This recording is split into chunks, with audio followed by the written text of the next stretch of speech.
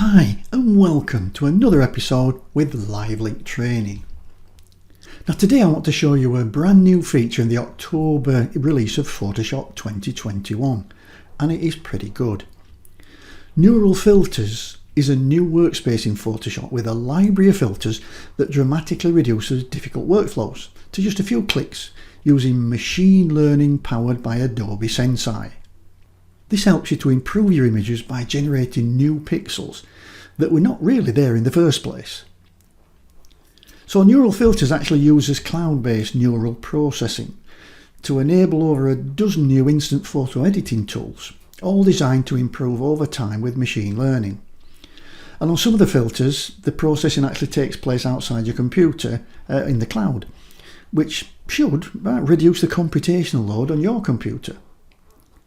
Now, a downside of this is I've found that the processing time actually increases as you wait patiently for the processing to finish. However, the upside is that you will be able to perform more complex edits with one click if you have the patience to wait. Okay, let's get started with Neural Filters. Okay, you can start using Neural Filters in 3 easy steps. Step 1, because it's a filter, it's in the filter menu and Neural Filters, and then you'll get the Neural Filters workspace. Now here are the filters.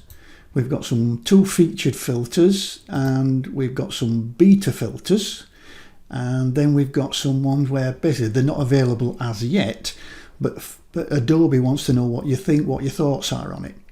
So basically, if you wanted to say photo restoration filter, then if you click on that, it gives you a little description, and then what you say is, yep, I'm interested, and then you tell Photoshop and Adobe why you're interested.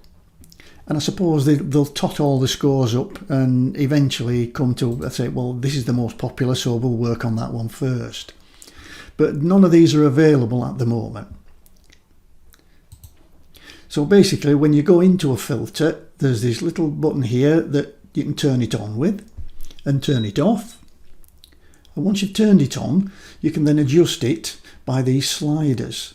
And each one has a different set of sliders and to get different adjustments. Okay, there is some filter categories, and the featured are fully functional. So these 2 at the top, so skin smoothing and style transfer, these are fully functional. The outcomes of these filters meet, it says, very high standards and comply with all legal and identity preservation and inclusion standards. Whew, yeah, good. Beta. Now the beta filters, these are all working and they're available for testing. The machine learning models or workflows are still being improved. And I suppose once they've improved that, it'll become another featured one. So it says feel free to use and test these filters, knowing that the output might not work all the time. Okay, and then we've got the coming soon ones.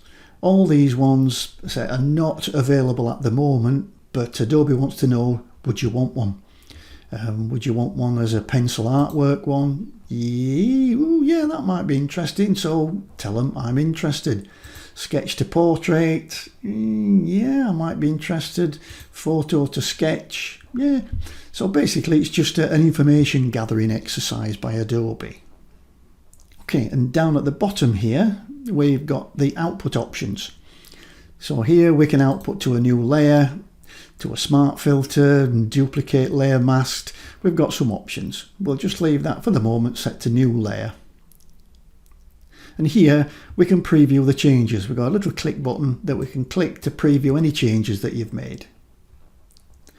Okay, well, let's see it in action. Okay, let's start with the skin smoothing filter. Now the filter really does what it says on the tin, and it smooths the skin and it will remove small blemishes. And on the whole it does that pretty good, but it's not perfect. If you've got something that's a pretty big blemish, you'll have to go back to base camp with that and use the clone or healing brush. But let's have a look at that. So we're going to go to filter and Neural Filters. And the top one is skin smoothing. So I'll switch it on with this little toggle switch, and then we've got these as the slider. We've got blur and smooth, and so we can play with it. You can see it's already figured out where his face is. So what we can do, let's zoom in a little bit. So I'll do Control and plus just to zoom in so we can see, and then a space bar drag. Right, now we've got some blur. We're set on 50% blur. If we come down to 0, yeah, it does make a difference. But I'll put the blur up. And I'll over egg the pudding a little bit just so you can see it on the screen. But you can see there it is softening. And we've got some smoothness as well. So we can blur and we can even out the tones. So now if I go down here, I can do a before and after. So that's before and that's after. You can see it is, yeah, a remarkable difference. At one click, it's done a pretty good job of evening his face tones out there brilliantly. And it hasn't got rid of a lot of these little marks, but then they are part of his character. You know, do you want to get rid of them all? And especially for a male portrait, I'd say no, you don't. But you can definitely see a nice change in that skin tone. Yeah. That's certainly worth doing at one go. Let's really push it to the limit. We'll push some nice bit of smoothness and a bit more blur on it. And we'll do a before and after. It's even lightened up underneath his eyes a little bit. Yeah, no, I think that's certainly worth a go. Okay, now we can click OK, or we can click Cancel. And we can put the result back onto a new layer. So we'll say new layer, we'll click OK, we'll come out of and we'll go back. So we've now got the face that is now on its own little layer. So this is all the softening that's been done on his face. And it's on a separate layer where you can do with it as you wish. Now, I think that's pretty cool. Next, let's look at style transfer. Now this is an interesting one, and you can get some really cool artistic effects. A one-click transfers one of the many styles that it gives you onto your image. And there are a couple of sliders to change the style strength, the brush size, and the background blur. So let's have a look at that. So if we go to Filter and Neural Filters, but this time I'm going to switch on Style Transfer. And what this is doing now, you can see the blue line around this one. This is transferring this style onto your image. So you never know what you're going to get. And it can be pretty awful. Like I said, it can be pretty awful. But you might like that kind of thing. Probably not for me. But basically, it's transferring that style onto your image. Let's try another one. We'll try this one. And you can see this little blue doohickey in the corner, that's it actually doing the computations. And you can see that it does take quite a while. Some take longer than others. Okay, that's going in the right direction. You can change the style strength, so you can dial it back if it's too much. You can, quite a lot of using brushes, so you can change the brush size. And if you want, you can blur the background. So if you wanted the background to be a little bit blurrier, you could do that. Okay, but that's not a particularly good one. Let's have a look. We've got more. There's quite a lot more in here, and you can apply any of these to your image. Now, some of them are just not going to work, just like you saw.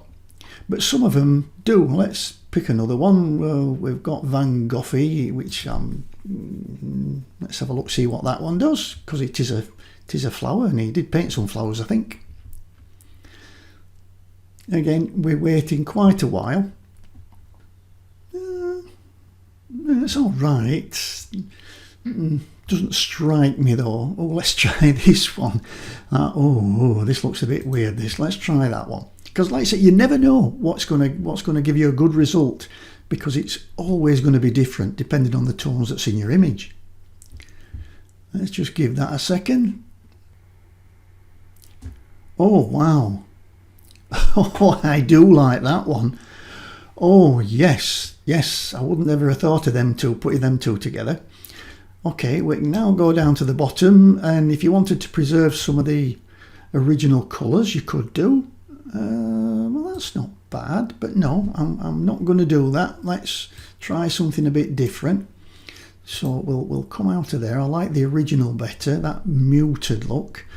Again, we can change the style strength and the brush size, and if we want we can blur the background a little bit. So if we've got quite a harsh background, we click that, we can actually blur the background a little bit. Let's take that up a little bit more. Yeah, I really like that one. Oh, you see how we've got a nice blur background, but it's not blurring the actual subject matter. Oh, I'm really cool with this. Okay, now we can take it one step further. So we can say, okay, well, let's put it on a new layer, and we'll click OK. What this is going to do is now put that on top as a new layer. But now you can go even more artistic by using blend modes and opacity. So let's just have a look at this with a different blend mode. Darken. I like that. Multiply. Ooh. Lighten. No, I'm not keen on the lightens. Overlay. Oh, I like the overlay. We've got overlay, soft light, vivid light. Let's try a bit of linear, bit of hard mix. Ooh, no. No, I think overlay is pretty cool. Let's just go back and have a look. Darken. Yeah, I like the multiply. It's really linear burn, darker colour. Ooh, it's a toss-up with me between darker colour and overlay. Darker colour. I think darker colour wins with me. It does. Oh, that's absolutely fantastic. Woo, I didn't think I'd get one like that. Yeah, that is something worth playing with. It really is. And I certainly will be digging into that deeper. Next we've got Smart Portrait. Let's have a see what that does. So I'm going to go to Filter, and again, Neural Filters. And this time I'm going to switch on Smart Portrait. And now we've got all these sliders to play around with. So let's have a look. We can change the expression. So let's try and make him look a bit happier. So I'll tick that one. And you've got a little message here that says this processes is image data in the cloud, because it would take too long on the computer, and it still takes quite a long time depending on your Wi-Fi connection and stuff like that. But what I'll do is let's try and make him happier. So I'll pull that slider over, and you can see that it will take quite a while to process this, because it's doing it via your broadband. That's not bad. It's actually give him a smile, and it's built in some teeth as well. That is pretty amazing. I like that. I do. Okay, we can make him look surprised, but I'm happy with him being happy, and we can make him look angry. What I want to have a look at next is this facial age. We can actually make him look older. So let's click on that one, and we'll see if we can make him look older. So I'll just pull it that way. And some of these sliders, you've not got to pull them too far, because too much is too much. But this, oh hey, I am liking that. I am liking that. Okay, let's have a look at his gaze. Well, he's gazing at the camera now. So let's see, can we make him gaze somewhere else? Well, can we make him look that way? Again, you'll just have to bear with it till it renders everything out. Well, yeah, that's worked actually. He is gazing a little bit in a different direction. Not so sure about that one, but I think it needs more work on that. But we'll put that back. We'll say we don't want his gaze, so we'll take it back to 0. And then we'll look at his hair thickness. Okay, let's say he's getting a wee bit older, so we'll take his hair thickness down. Well, let's take it down to -50, see what that does.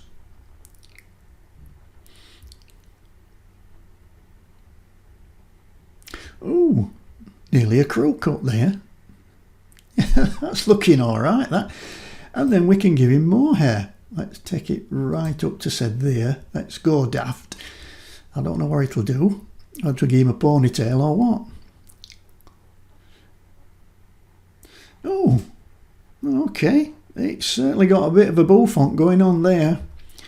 Okay, head direction. We can actually turn his head. So let's have another go at that. So we'll say turn him that way, towards the right.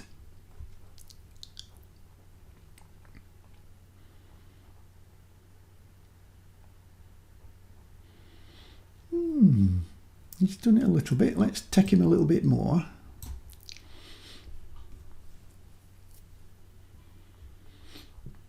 Oh, that is good. It rebuilds all the facial features. So we've got him some teeth and a smile.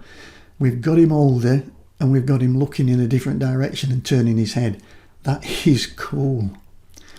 Okay, we've got the light direction, so we could, if we wanted to put a little bit of contrast in there, we can add a bit of light to one side of his face, and it's going to subtract it from the other side, so it's going to give us a little bit of contrast. I do like that. Placement of the mask, well, it just shifts the mask around. And feathering, do we want a little bit of feathering? Well, we do. We just want it softening around the edges a little bit. But I am really pleased with that. Okay, let's click OK. And it'll put that onto a new layer. So now we've got that one and that one. So he's actually looking straight at the camera. He's looking straight past the camera. He's got a bit of a smile. It's built him some teeth. And it's made his hair a lot bouffanty. I think that is really cool. Right, okay. Next on the list is depth aware haze.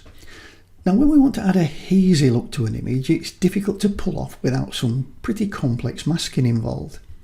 This new tool, in my opinion, is the most realistic that I've seen. It creates a haze which looks as our eyes would see it, with different amounts of haze dependent on where you are in the image. Let's take this as an example. Let's go to Filter and Neural Filters. And I'm going to select Depth Aware Haze. And I'll switch it on with this little toggle here. And now we've got a different amount of haze. We can see that it's actually calculating a standard amount. But let's say we want to have a little bit more.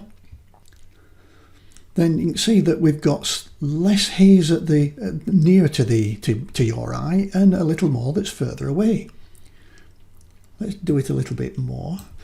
And I think this looks really realistic. So it doesn't give you just a blanket of haze that's blended into the image. It actually gives you a little bit less haze as you come towards the viewer. And I think that looks pretty good. Let's go for broke. We'll put a bit more in. I think that looks really cool. Now there is a warm slider as well, which we can switch that on, and we can warm the image up a little tiny bit if that's what we want to do. But I think that haze is just absolutely perfect. I think it looks more realistic than anything I've seen in the past. Next we've got a colorize option, a one-click solution for colorizing black and white images. I'll be honest, I've not found this to be particularly useful yet. And I'll show you this. So if we go to Filter and Neural Filters, and then we'll go for, where's it gone? Colorize, there it is. If we go for Colorize and switch that on, what now is you can see it's actually uploading this to the Adobe server for doing some processing on it. Or I assume it is, but it just takes ages and ages. So it'll be dependent on how busy the server is, on how basically how meaty your internet connection is, and what kind of processor and graphic processors you've got. But on mine, I say this, I'm going to skip forward, I'm going to let this finish and then skip forward. This process to colorize this takes about 10 minutes on my computer, and my computer's not a bad one. And we're back, and that took 12 minutes on my computer, and I have to say the result isn't bad. But now I have no control over it. You know, if I want to change the colour of the eyes, I've got to go back old school. There is a little colour thing here that I've tried, but it just it just puts colour in big blobs over the place. There's very little control over it. So if a one-click thing like this is useful, if you're happy with that result, then that's fantastic. But for me, in 11 minutes, I could do that to my own specification on my own. But I'd have to go back old school using layers, but I'd get a better result. So this one at the moment for me is a bit of a fail. I'm not prepared to wait 10, 11, 12 minutes to be able to get a result, and the result isn't controllable enough for me. And that's about it, I think. So I think that I will be giving a big no to Adobe. Okay, next we've got Super Zoom. Now I can zoom and crop an image and then let Photoshop add the detail back to compensate for the loss of resolution of actually cropping the image. So let's have a look at that. We've got this as a start image. I'm going to go to Filter and Neural Filters. I'm going to go down to my Super Zoom and switch that on. And we can enhance the image details, which is a one. You can also remove JPEG artifacts. You can do noise reduction, sharpening, and enhance any face details. Well, there ain't any face details. So I'll just go with it as it is. And I'll give it some removing JPEG artifacts as well. And then I'll go and zoom it. So if we zoom it 2 times, let's say 3 times, and then I can click and drag to reposition it. So now I'm cropping that image, but what Photoshop's going to do is to put some detail back into it to compensate for that's taken out by basically the pixels getting bigger. Problem we've got here is, again, with my computer, it's maxing out the CPU. And it's taking ages and ages to actually do it. So I'll leave you here and we'll come back in a few seconds when it's finished, or a few minutes when it's finished. And here we are back again. Now that took 8 minutes to render out on my computer. I'm not sure whether I think it's worth the wait at the moment. So for me, this again is a little bit of a fail. So I'm going to click no and tell Photoshop it really needs a little bit more work on this to speed it up. Could be my computer, could be my graphics card, I have no idea. Certainly give it a go and let me know if it does it quicker for you, because that'll certainly help me. And finally, we've got a JPEG artifact remover. Now this, I think, is a winner. Now first, what really are JPEG artifacts? Well, if I zoom in on this image and we have a real look around these high contrast edges, you'll see this is an image that's been compressed. Basically, we've saved it as a JPEG and I've saved it as a really small JPEG. So certainly in tonal areas like the sky, if you look carefully here, you can see blocky pieces, and these are a result of compression. And they're normally in like 8x8 blocks, and if you zoom in you can see the actual pixels, but around these edges here, can you see that we've got some really awful edges, and there's some colours in it and it's pretty ropey, and that's not good. I want a nice sharp edge if I can, and I don't want all this in the sky. So let's have a go at this. So we're going to go to Filter, Neural Filters, and this time I'm going to pick the JPEG Artifacts Remover. I'll switch that one on and just let it do its stuff. We've got some choices of strength, high, medium and low, but I'll just stick with high and just watch this area here when it finishes. Boom! Look at that. I like that a lot. The sky's a lot better. Let's just try a before and after. So that's before and that's after. If you look in the sky, you can see all this blockiness here. It's now gone. And we've got a nicer edge here, much nicer edge. I think this is practically of some use, and I think it's one that I shall certainly be using. Well, that's it. That's all for the new neural filters in Photoshop 2021. Give them a go and let me know how you go on. I'll see you in the very next video. Thanks for watching. My name's Ken Fisher and this is Live Link Training. Bye for now.